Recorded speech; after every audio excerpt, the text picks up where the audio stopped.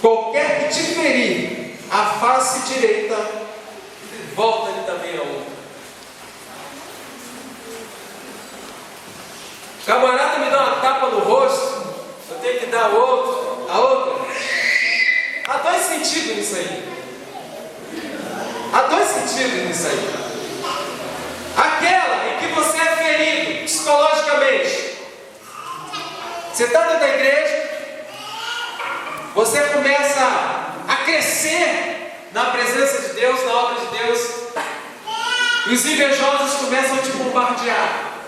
Ao invés de ele parar e se unir a você, para ele também crescer, e a obra de Deus crescer, não. Ele começa a te bombardear.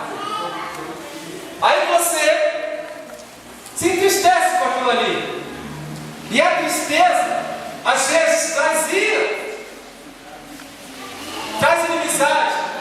Mas você, como está aprendendo agora, está ouvindo agora e sabe disso já, e mais uma vez vai ouvir, você deve amar aquela pessoa.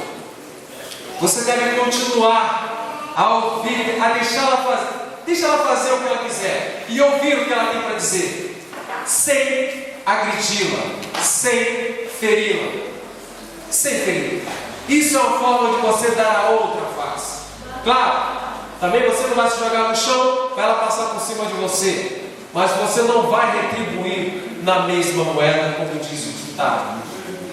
Você vai amar, você vai orar por ela, você vai falar com ela. Se ela não quiser falar com você, você vai falar com ela e vai orar por ela, para Deus fazer o mesmo no coração dela que fez no seu coração.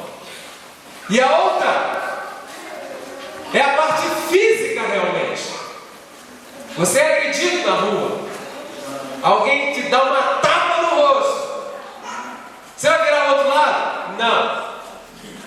Você vai falar, bate mais? Também não.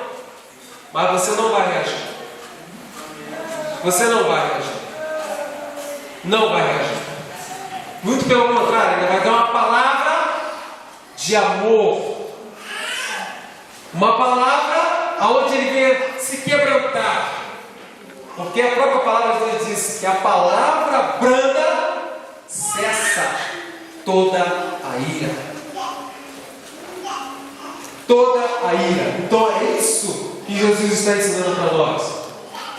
Aí ele fala também do amor ao próximo.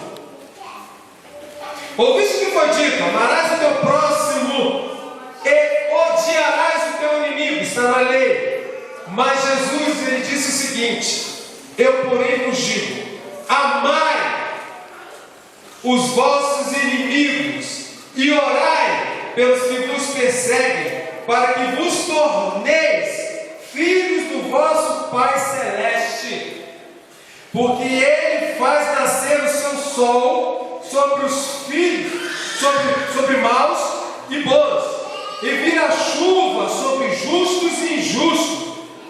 Porque se amardes os que vos amam, que recompensa tem?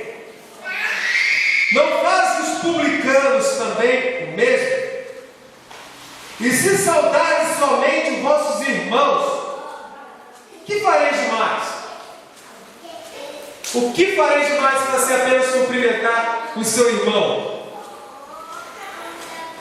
Não fazem os gentios também o mesmo?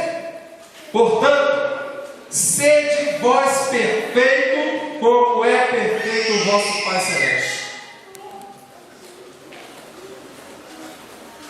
Vamos pular.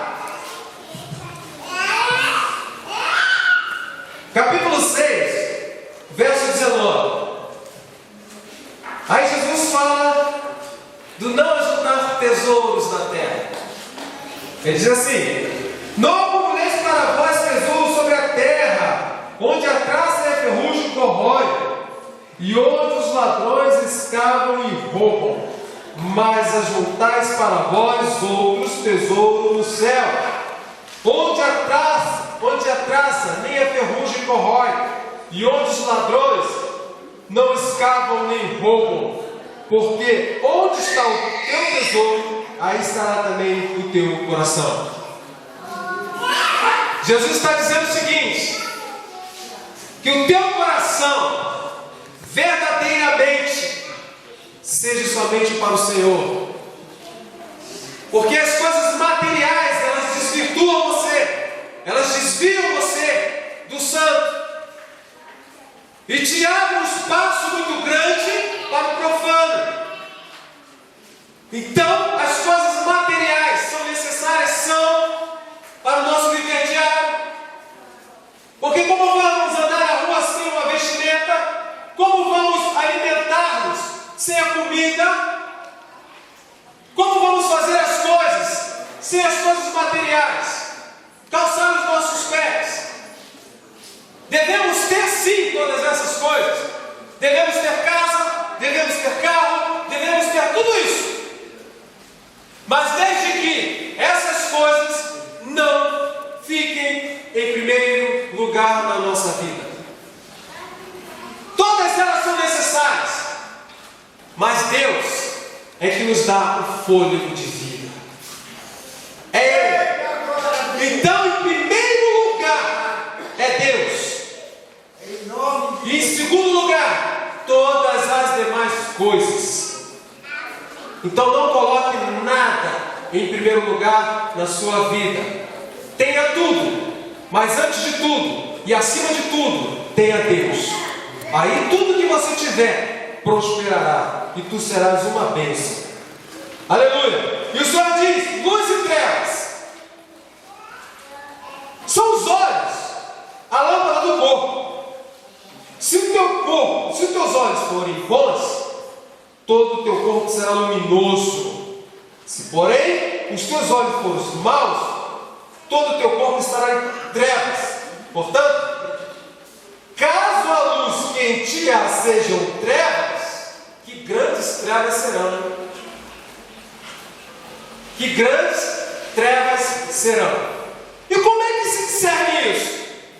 A gente poderia falar vários assuntos sobre isso aqui.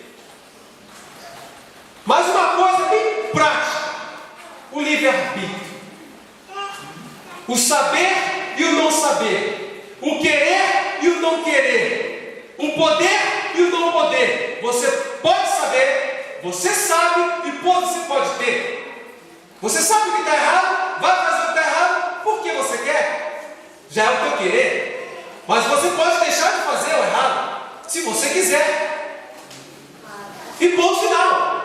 É o livre-arbítrio.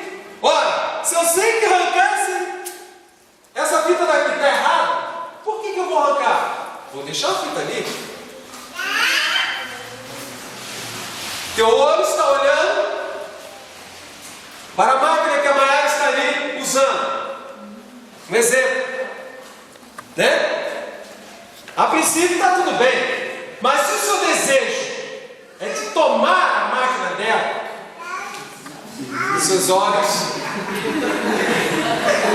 estão pensando malignamente. Maiara, ela tomou aqui eu lá atrás. Então, o que a Maiara vai fazer? Ela vai esconder a máquina para que os teus olhos não enxerguem o mal. Não dá ideia. Mas os teus olhos já viram. Amém, queridos? Isso é só para descontrair. Mas é desse jeito que funciona. É desse jeito que funciona. Porque a partir dos teus olhos, a partir do teu olhar, é que vem o desejo, tanto ruim quanto bom. Então você, por ter o livre-arbítrio, e mais ainda, o Espírito Santo dentro de você, e a autoridade, no nome de Jesus, você tem poder para resistir ao mal. Para resistir ao mal. Aí fala também dos dois senhores. Ninguém pode servir a dois senhores, porque ou há de aborrecer-se de um e amar o outro, ou se devotará a um e desprezará o outro. Não podeis servir a Deus e às riquezas. Olha a diferença. Você quer ser rico? Quem não quer ser rico, né? Quem não quer ser rico? Mas depois, irmãos, eu vou ser sincero, não é demagogia não. Depois que você começa a ler a Bíblia e você começa a entender a Bíblia, você pensa duas vezes. Porque Deus começa a invadir o seu coração de tal forma que você vê que aquilo que você tem, Deus mostra para você que é o necessário para você ter. Se Ele quisesse te tornar uma pessoa rica, Ele antes teria que te preparar. Porque o dinheiro, a riqueza, chama-se Mamon. É uma potestade maligna, que se você não souber dominar, você é levado por ela. Então quando você enxerga isso, você olha para a Bíblia e você vê, você fala, chega à conclusão de que, Senhor, me livra dessa potestade. É uma potestade. Aí tem gente que pensa o seguinte: então como é que a gente tem que vencer essa potestade? Com dízimo, com oferta? Não. Não. Por que o mundo está do jeito que está? Tudo por causa do dinheiro. Jesus mesmo fala sobre isso. É a raiz de todos os males. Por que o mundo está desse jeito? É o dinheiro. Porque eles não sabem colocar essa potestade no lugar dela. E como é que se coloca essa potestade no lugar dela? É com boas ações. É amando o teu próximo como a ti mesmo. Se o teu vizinho não tem que comer, pega e leva. Vá lá, compra. Pega essa potestade, vá lá, compra e leva. Faz caridade. É isso. É onde você deve colocar essa potestade, no lugar dela. É onde você tem que fazer caridade e outras coisas mais por amor ao próximo. Mas tem gente, esses ricos, poderosos, nações aí poderosas, que não entendem isso, ou até entendem, mas pelo seu ego, pelo seu egoísmo, não fazem isso. E por isso que está muitos países desse jeito aí. Nós vemos recentemente aquela Barack Obama aí gastando não sei quantos bilhões de dólares, ou trilhões, não sei se chamou trilhões por causa de uma guerra aí, não sei se foi do Iraque ou foi para caçar Bin Laden aí. Aí eu pergunto para vocês, se tivesse utilizado aquele dinheiro com as outras nações pobres, será que essas nações estariam morrendo de fome desse jeito? Não, é a potestade que está dominando eles, porque ele sabe muito bem que através daquilo ali ele vai ter mais. Ele vai ter a atenção do mundo, ele vai ter o poder em suas mãos. Isso tudo por causa do dinheiro. Então coloca essa potestade em um lugar de submissão. E o lugar de submissão é essa: é você fazendo caridade, é você colocando ela lá, para ela não te dominar. E aí, Deus terá sim para você guardar um tesouro no céu. E no verso 32 do capítulo 6, diz assim: buscai, pois, em primeiro lugar o seu reino e a sua justiça, e todas as demais coisas vos serão acrescentadas. Agora no capítulo 7, Jesus continua ensinando. Ele ainda está no monte das bem-aventuranças. Então todos eles estão ali, e os discípulos também. Não julgueis, para que não sejais julgados, pois com o critério com que julgardes, sereis julgados, e com a medida com que tiverdes medidos, vos medirão também. Jesus não está falando: olha, você julgou o seu irmão, ou você julgou qualquer pessoa, que aquela pessoa vai te julgar da mesma forma que você julgou. Não. Não é isso que ele está falando. Ele está falando que tem alguém que é maior do que você, que através do teu próprio julgamento será aplicado a você. Olha, tu é um idiota, meu irmão. Tu é burro. Tu não sabe fazer nada. Tu é feio. Né? Deus, naquele dia, essas acusações vai apresentar a você próprio. A você próprio. É dessa forma que ele está dizendo. Não é que se alguém te julgou, você vai lá e julga da mesma forma. Não. Aquela pessoa será julgada dessa forma. Estamos chegando lá. As duas estradas. Entrai pela porta estreita, que larga é a porta espaçosa do caminho que conduz à perdição. E são muitos que entram por ela. Porque estreita é a porta e apertado o caminho que conduz à vida eterna. E são poucos os que acertam com ela. Grande é a porta, e espaçoso é o caminho que leva para o inferno, a perdição. Estreita é a porta que leva à salvação. Agora o contexto. Vamos ao contexto do texto que nós lemos, do versículo que nós lemos. Acautelai-vos dos falsos profetas que vos apresentam disfarçado como ovelhas, por dentro são lobos roubadores. Veja bem, queridos, falsos profetas. Vocês estão ouvindo? Falsos profetas. Pessoas que usam isso aqui, o púlpito, para falar. E olha só o que ele vai dizer mais. Pelos seus frutos os conhecereis.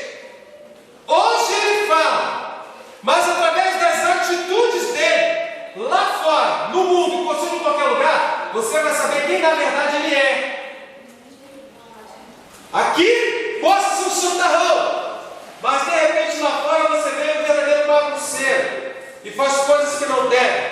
Então, esses que cometem esses erros, essas falhas, são os falsos profetas, que falam em nome do Senhor, profetizam em nome do Senhor, mas na verdade não tem o Espírito do Senhor. Tem outro Espírito, mas o do Senhor não é. O do Senhor não é. Vamos lá. Quase porventura, uva dos espinhos ou figo dos abrolhos, assim toda árvore boa produz bons frutos, porém a árvore má produz frutos maus. Não pode a árvore boa produzir frutos maus, nem a árvore má produzir frutos bons. Toda árvore que não produz fruto é cortada e lançada ao fogo.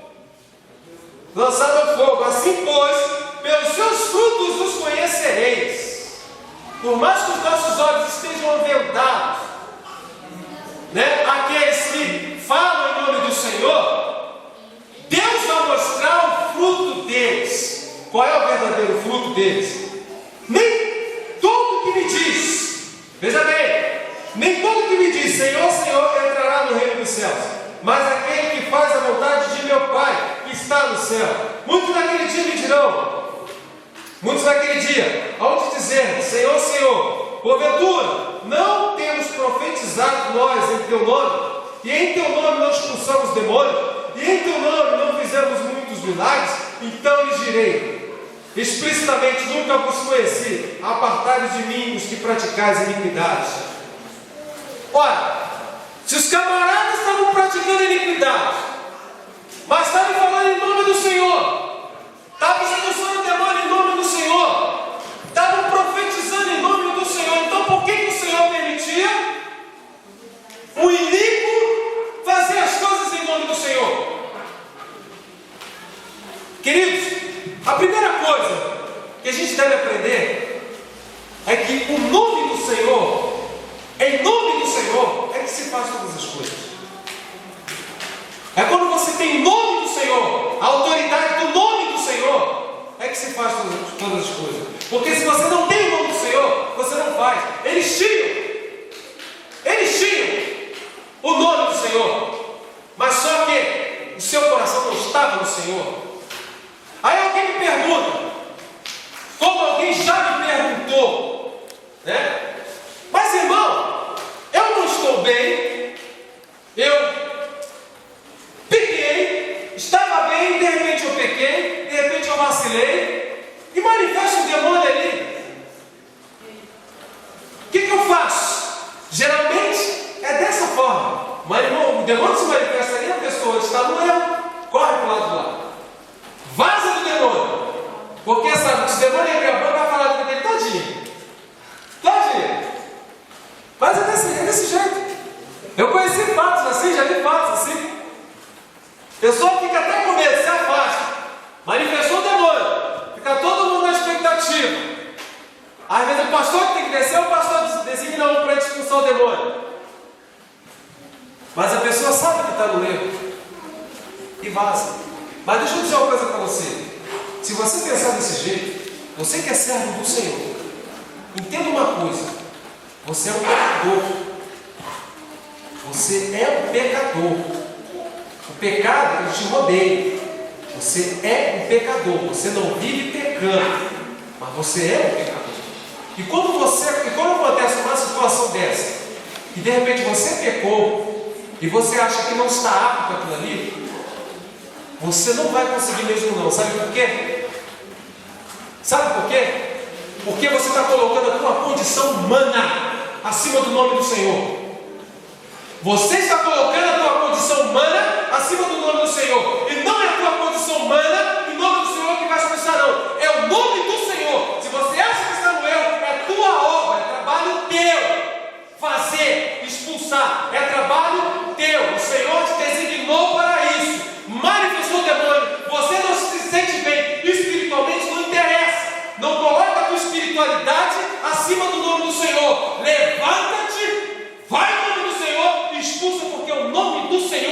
expulsa aquele demônio.